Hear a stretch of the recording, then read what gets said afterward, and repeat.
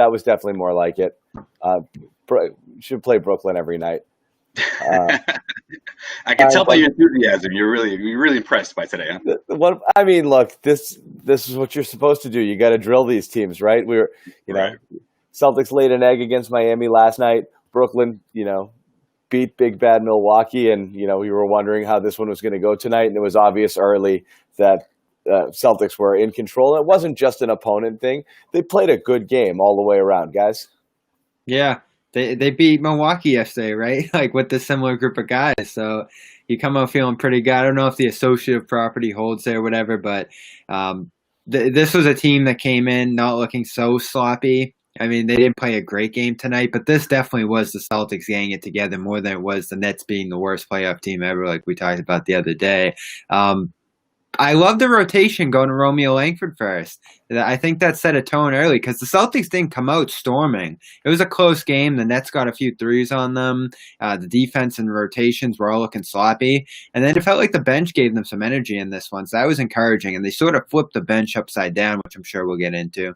Yeah, let's get your thoughts first, and then we'll kind of break it down. Obviously, we had Romeo. We had a lot of Rob, which was great, and he's certainly a headliner tonight. But just your overall thoughts on the game. No, I was actually going to sort of lead with that, actually, with the Celtics' defense in terms of their rotations and spacing. I thought it was a huge 180 compared to what we've seen, especially what we saw last game. And Rob has a lot to do with that. If you notice early on, I don't know, Bobby, if you caught on, he seemed like he was a little like a step too late here, or a step too late there. He picked up one foul real quick, but then you just sort of saw the progression throughout the game. And you saw the same thing happen with the team as a whole. But specifically with Robert Williams, like that's the kind of like defensive intensity that I want to see. And the same thing goes with Daniel Tice. And you saw him come out of halftime with that same intensity. And it was almost contagious. As soon as Tice was out of there, Rob Williams checked back in, and all of a sudden, he's got 18 points in less than 18 minutes, and he just kept going from there. It happened fast, right? Yeah. He was just exploding to the rim, flying through the air faster than you could even comprehend it. Like when I looked up and saw he was 6 for 6 at that point, I was like, wow, I didn't even see like half of these. They made it happen quick, and like it's encouraging. I wonder how much it's going to matter because we talked about Langford in particular during the preseason. I know we talked about Rob Williams too. We were laughing at that by the first game. But, are these guys really going to end up playing in consequential games? Or is this just a case of resting everybody against the Nets? I'm interested to see that going forward. But again, you get some good energy contributions from these guys. I think what it did was wake everybody up because once you got that Rob and Langford burst in the second quarter, you saw the starters come back in the third quarter. Hayward especially just busting ass defensively, going after it. Like they set a tone for those guys. Yeah, definitely. It's a little of both, though. You mentioned, okay, was this a one-off, or would they? Could you see them playing more minutes? It's both. You have to see games like this for them to earn minutes down the stretch. I mean, we were dying for it in the preseason for Romeo to be the guy. Like you want to see him be that first guy off the bench. And again, it happened because of another, boneheaded, Tatum staying in, coming back in with 2 fouls in the first quarter, and he picks up his 3rd foul, and so be it. That's what happened. So Romeo was forced in a little bit earlier, but he came in on that. He came in at the time Tatum would have sat anyway in that first quarter. First guy off the bench. They wanted to give him some minutes tonight, and he earned it. And you're right. A lot of it was on the defensive side. There were a couple terrific stops where he moves his feet so well. He just keeps guys in front of him. It's really impressive. And I know they were talking about it a ton on the broadcast. If you just watched him play defense, you wouldn't think he was a rookie. And usually that's one of the things that comes later. So it is amazing that he played as many minutes as he did and as well as he did. It's still, though, if you're going to nitpick, still 4 points. You want to see a little bit more. You want to see it. Oh, come on, man. Leave the sophomore alone, man. He's happy to be out there. 26 minutes, and he's playing with confidence in a game where, honestly, you could throw away a few possessions. It would have been fine. And you want to see him look for the offense a little bit. But if that's all he did and came in and played 8 to 10 solid minutes of defense, spelling one of those guys, you'd still feel pretty good about it. Right, exactly, and especially if we're talking about a 7 game series against whoever at this point when we're talking about the Celtics' defense, because that's been the biggest concern for me since the bubble, since the seeding game started at least, or overall, I guess. And he provides that little bit of hope, especially off the bench. Those couple steals here and there. That one play that he got away with, it should have been because it was a steal off of him, but he actually got the ball as well. Uh, those are the kind of plays that not only, bring a momentum shift for your second unit, but it also gives you those rah-rah moments. And let's face it, when we're looking at, again, to talk about the end of this rotation and what's going to happen in the postseason, I mean, all Milwaukee Bucks aside, and what I mean by that, I do think Shemi Ojale is really important for that in particular and for that series.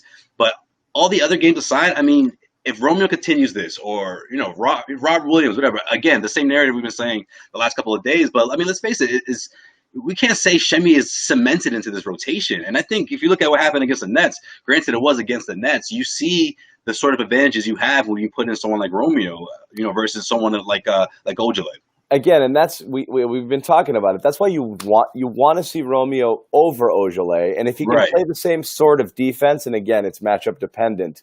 But if he's giving you that defensive effort, then the next thing is you want to see offense. And again, it's there if he wants to try to take it a little bit. I think part of it is a choice. If you run into it, if Brad has another game where he thinks he can give Romeo these types of minutes, I'd like to have him say to him beforehand, go let it fly a little bit. Yeah, and you run into that with Semi too. He's got to give that to him because he has that democratic, once you're on the floor approach, everyone's going to get it. And Romeo's just not going to automatically, instinctively just look for it especially when he's on. You had a couple times when he was on with Tatum and Brown at the same time, albeit small stretches. He's not going to look for his offense there. He has to be told, or they have to be told, hey, let's look for Romeo a bit here.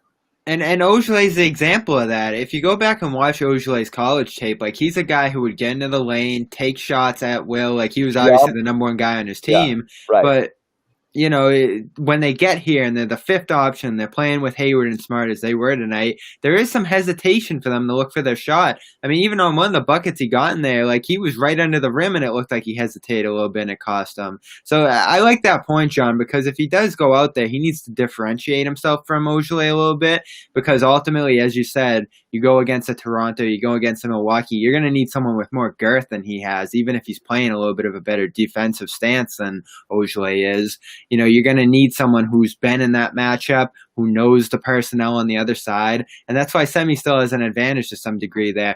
Romeo could set himself apart with 10 points. And we saw that against the Lakers, and it hasn't been out here, even in the scrimmages. He could, and you're right. And look, this is what we do. We overreact to the positive and the negative. It's in our DNA, and that's what we're going to do here. So you see a night like this with Romeo, and you want more right away. And maybe it doesn't come here.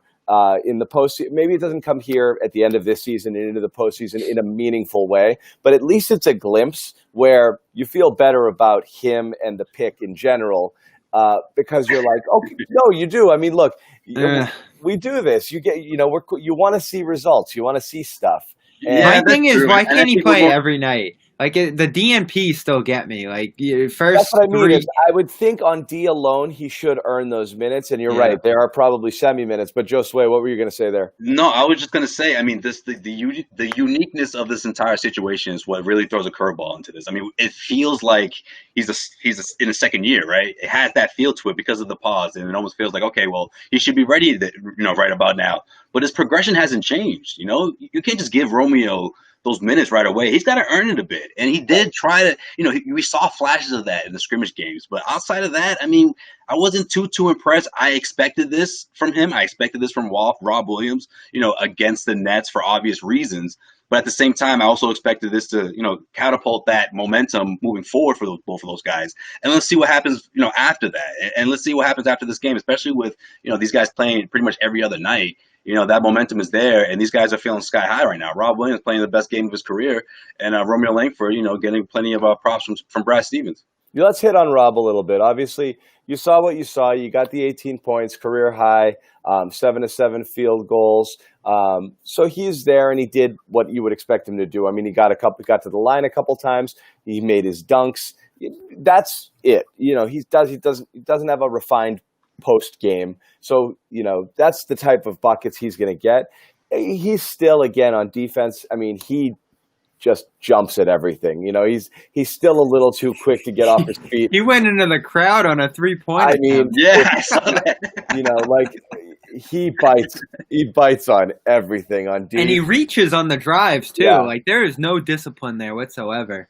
For a second, I thought it wasn't Joe Harris, right? I'm like, that's not Joe Harris, man. You don't have to jump on that. You're good. He's still a little sloppy. He takes some bad angles. It's still loose. But again, what do you expect? What do you want? This is a guy who's even in year 2. I mean, he's a project. So again, it always comes down to: do you want Rob Williams minutes or do you want Enes Kanter minutes? It's less about is this perfect and is he there and is he doing everything you want? It's, do you want it over the other thing that you have? It's a binary choice. Coming off that bench there, where do you want those big minutes to go? Where do you want the wing minutes to go? And Rob Williams, again, makes a case for, hey, maybe you can get some Rob Williams minutes coming in there from time to time. And tonight was obviously a good example of, hey, this could work. This is what I'll say about Rob.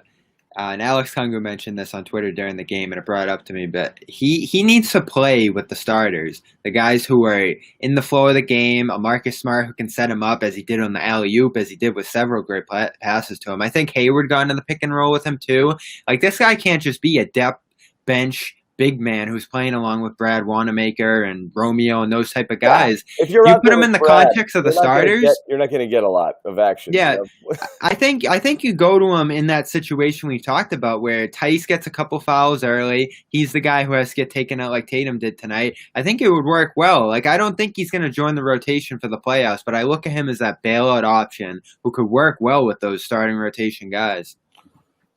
Yeah, Bobby, I'm sorry, but I completely disagree. I think Robert can really help you out in that second unit because it just looks so thin right now. I do like him in stretches with, a lot of the starters, whether we're talking, the three of Jalen, Tatum, or some sort of combination of that mix, with him up front. I do like that in certain stretches, but I think if you can anchor him as someone you can rely on right off of the bench, especially if one of these guys get into foul trouble, which seems to keep happening over and over again, he gives you those steady minutes, whether it's running the floor a little bit and getting in the open court to push the offensive tempo a bit. That makes a difference. Defensively, I'm not necessarily looking at him to just stack up 5 or 6 blocks a night. I'm looking at it the way he's covering defensively, his coverages. He's always been a little late, and that's always been a biggest knock on him. A step or two late in coverages, which usually leads to fouls or easy buckets. If he can hammer that out, or at least continue to show progression in that part of his game, which we did see against the Nets, but again, it's against the Nets. I think he really does help out that second unit alongside, of course, Marcus Smart, and I love Gordon Hayward with those guys. Yeah, you want to see him there with Marcus in particular. Yeah, Marcus is the best pick and roll guy we have on the offense there, and you want to see that combination for sure. And you're right, you want to see him playing, with the starters whenever he can. Moving along quickly, we had Jaylen Brown again, another crazy efficient night. This was like again, he wasn't really needed much in the second half, but this was just an effortless 21 points. 5 of 9 from 3. I don't really remember him missing much. This was just easy. This was a classic, this is where he's progressed to. He doesn't break a sweat to get 21 points, and then he just kind of calls it a night. He got whatever he wanted. If he wanted to go to the hoop, he could. If not, he was just draining those threes so confidently. It's amazing to see him at this level consistently. And we talk about the importance of him and Tatum kind of both being that guy all the time instead of alternating. And it's right now, Jalen's just been the man.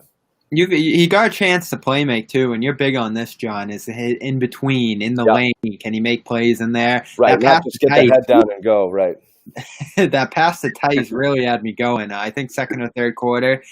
So he was able to get some plays in that department. I love the same from Tatum too. Like they were both able to get on the ball and play make. Yeah, that's what impressed me most about this game. Yeah, both he and Tatum hit Tice again when the defense drew to them and they set him up, down low for an easy slam. So another great game from Tice. He's just on a roll. He's so important, Bobby. I'm telling you, he is so important. And I was, again, another MVP. For So Jalen was good, though. Again, I don't want to knock on it again, but we did have Yeah, I mean, John, he's not putting up T.J. Warren numbers now. I mean, come on, you know. T.J. Warren. Jason Tatum, he had a crazy efficient game when he was playing. He almost looked annoyed with himself, for how things had gone. He had those couple sequences where he had Allen on him on a switch, and he lost the handle a couple of times and drained the three anyway. It looked like he was in the flow of the game. His handle was a little loose. Again, it looks like a guy who didn't pick up a basketball for a couple of months. He lost that handle a couple of times. But the fouls thing, it's not just that. The complaining, he can't make a move or score a bucket or do anything offensively without glancing over at the refs when the play is done. He did it every single time tonight. And again, he's doing that often. It's 3 quick fouls. You have to start wondering. Jason Tatum should be going the other way. He should be getting superstar calls, and he's getting ticky-tack fouls called on him right now. And you wonder how much of that has to do with him constantly just chirping nonstop. I mean, it doesn't help for sure. I definitely think there's some to be said about that. But also, when you talk about his handle and the way he's been a bit off, I've noticed that too. Also, John, I think a lot of it has to do with him just being eager to get to that release. It's like ever since that dreadful shooting night, he's just been sort of wanting to just shoot it off, just get it off his chest. And obviously he did. He already did it, but he's just continuing to get back to that call of All-Star Tatum, what he was doing those month and a half, weeks before the All-Star game and weeks after, and we saw flashes of that 3-point pull-up. I mean, no one can defend that. And tonight against the Brooklyn Nets, that was the first time where it just seemed like there was no way he was missing when he made all 5 of those 3-pointers. Yeah, I come away from this game looking at that, especially like he's relying on that shot to a large degree to get his scoring. He had that great night we talked about against Miami, getting to the free throw line in the foul-filled game. But overall, everything feeds into one another. The dribble gets him to the lane less, and then he has a tougher time finishing at the lane, and then that's where he starts looking for the foul calls, and it's all just part of this like mental cycle he's going through to try to get back to where he was. Like in a lot of ways, in most of these games, he's looked like not necessarily November Tatum, like he's not back at square one when you look at a game like this, but December, January, like there's definitely shades of that as we look at him right now. Yeah, I mean, again, this is a nitpicky sort of thing. When he was in there, he was great. You had issues with the handle. Again, just found it a little annoying that both Brad brought him back in that first after what we learned last game. Brad was defiant this afternoon on that. He said, "I'm going to leave guys in the game with fouls." Like it wasn't a different approach. And he brought him back that he kept his rotation. He sat with 2 fouls and he brought him back late in the first quarter. Yeah. As he'd been doing throughout to close out the first, and he picked up that third right there. And then he wastes a challenge on that third one right there. So that wasn't an awesome both decision and sequence. And sure, yeah, I mean, Brad's going to do what he's going to do. But after last game, again, it's, okay, I guess that's what he's going to do. You guys agree or disagree with the whole playing through fouls thing? I mean, I like it for the situation. Yeah. I don't like the pattern. Yeah.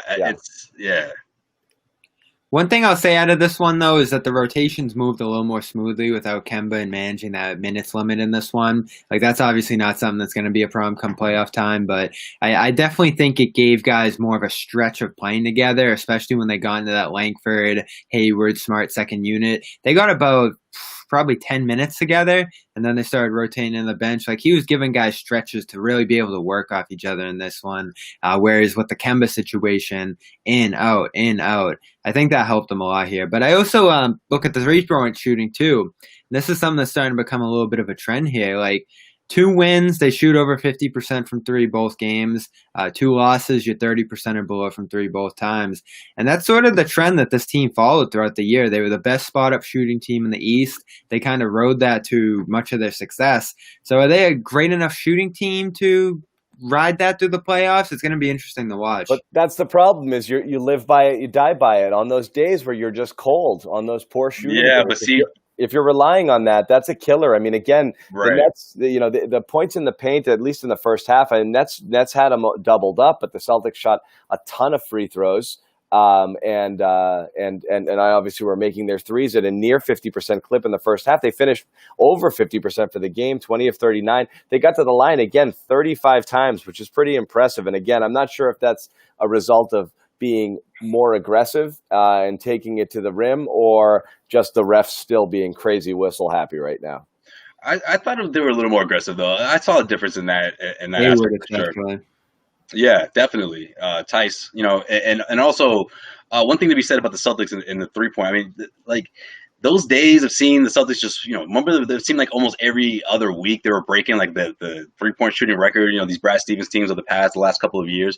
And I feel like when the Celtics are really, getting it going from deep and, they got 18, 19 threes to finish the game or whatever the case may be, it's usually because, Smart decided to drain 8 out of nowhere, or, Jaylen Brown or Jason Tatum went up. It's not usually, 3 or 4 consistent guys as opposed to other teams that can, the Bucks, or, they have these shooters, quote unquote shooters, that are in there to specifically drain threes. So it's tough to rely on that statistical category for the Celtics to come in.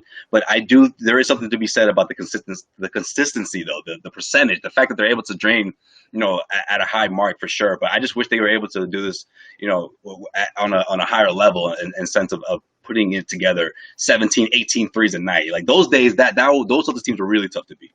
Yeah.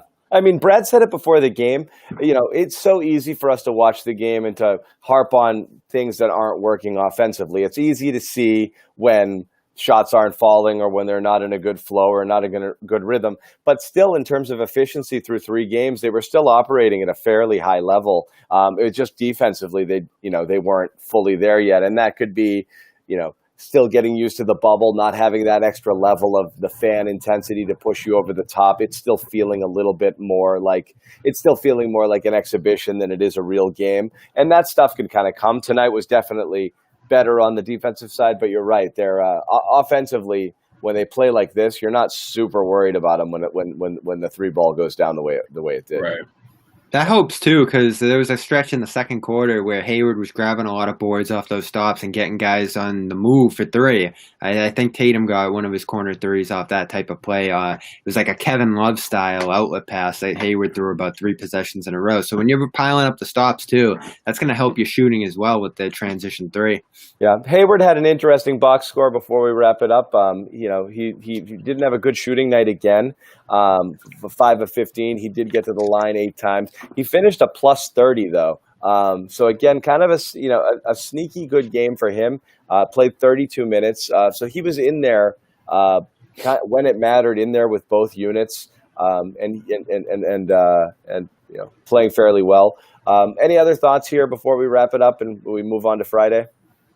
Yeah, I'll talk a little bit about Hayward. I mean, I love the consistency we've been seeing from Hayward. But tonight was kind of funny because the first half, it seemed like the Nets were just like, go ahead, you can shoot threes. It's fine. We're not worried about it. And he made them pay. So that was cool to see him, establish the outside touch and, continue that flow. I'm loving his rhythm, and he just continues to do this night after night. Yep. Yeah, we haven't heard much about the foot that was hurting him either, which is good so far. He plays 30 minutes in this one, no fouls. So looking at that trend, like he could be a guy who's there with the bench, with the starting unit throughout, maybe upwards of 40 minutes come playoff time, the way he's holding up. They won't want to use him that whole, but that's the direction we're going in. And he's a guy who, as we saw in this one, can coalesce between the starters and the bench, make things happen with both. I feel like through 4 games, he's given them the most consistent. I mean, Brown's right there with him, but he's had 4 rock-solid games. Like, it's hard to complain about anything he's doing right now. Yep. Let's move on quickly. Friday, Toronto. This coulda, shoulda, woulda, been an important game, but it doesn't seem to be anymore with the Celtics 4.5 back, 5 in the loss column. Toronto won again tonight. So you're not catching them, but again, as a measuring stick thing, as a team that you're very likely to see in round 2 if you get that far, you definitely want to see how this one matches up. And again, you'll have a full roster, a fairly rested one. Kemba's going to get back. You're going to see his minutes hopefully go up. So this is a good one, I think, for us to see kind of where they're at here with these guys. Oh, no question. This is a measuring stick game for sure, and they're playing the hottest team in the Eastern Conference. So this is the great opportunity for the Celtics to see where they're at, and to also see another team with plenty of size. You know, where does Shemi Ojale fit here? You know, we talked about how Brad could use him against bigger teams like the Raptors in the Bucks, of course. So yeah, I'm excited for it. I'm expecting Brad to approach this like it's a playoff game, especially when he's letting Kemba play close to 30 minutes. And the way the young guys have looked, after the Nets game, everyone's fired up for this. This is certainly by design. And Bobby, I'll get your thoughts here, but it is important to note again, they've played Toronto 3 times this year, all early. So and they're 2-1, but the last game was like December. Yeah, they played three games in like the first 5 weeks, I think. 2 wins and then a late December post-Christmas loss, so kind of a bad one. Raptors were banged up back then too. A lot of their starters missing. The Celtics were really outplayed, certainly in that last one. But much like Miami, who you hadn't seen for a while since January, and they were a totally new team. Toronto's a team that you haven't really seen much at all. I mean, again, schedule. I mean, month-wise, time-wise. I mean, it's August. You haven't seen them in since December. It's a really long time. So this will be interesting. Trying to get familiar with them again. Yeah, and these teams match up so well. All those wings on both sides. Like Smart's going to be going at Van Vliet, chasing him around. Siakam and Tatum, like that's a dream matchup. This seemed inevitable. Like I'm finally waiting to see this series. For so many years, we were like, when are the Celtics and 76ers going to play again? We've seen that now. These teams have avoided each other for several years, and I'm just dying to see them go at it in round 2 at this point. We've talked about this, John, too. It's a good opportunity for them to try that best 5 lineup. Like, that's a team that goes small. Marc Gasol is a big center, but he's not someone who's going to back you down a ton. He's facing up more. So you can try that lineup. They had some success in those December matchups. And, it's a measuring stick for the wings more than anything. Those Miami wings push them, but these Toronto wings are on another level. Yeah, and that's definitely what you want to see there. Josue, final thoughts here. We're going to wrap it up, and we'll see you guys again Friday. Anything from you? Yeah, no, that's pretty much it. Pretty much what Bobby had to say. I want to see that matchup for sure. That best 5 lineup with Marcus Smart, down there, and also let's see what Robert Williams has. 14 minutes or so, Brad. Maybe we could see something around that window. Just give him some reps in there, especially if Tice gets into foul trouble, and look for Tice to see if he can carry on the momentum from what we saw tonight. If we're getting Rob Williams, we got to see Syracuse's O'Shea Brissett on the Toronto side. That's what I'll be looking for. And Bobby, I zoned a bit. Did you talk about your article on this? Yes, yeah, I wrote about wrote about it on Celtics blog. Yeah, so check that out. We're gonna see it on Friday. I'm almost certain. They played it a ton against Toronto the first time. Yeah, we talked about it, how it didn't really work in the short spell that they played it against Miami, but you're right. This is the type of game where you would expect it to work. I mean, you would expect it, expect them to use it. So Bobby wrote about it on Celtics blog. You can catch it there. Josue, Big Stacks, writing for heavy.com. You can catch his stuff. You can catch his stuff there. Nice plug. Appreciate you. Yeah, as well as on CLNS Media. And these guys will be here all the time. So will I. With another whole, bunch of cast of characters following every game the rest of the way here. So for Josue, for Bobby, we will see you guys.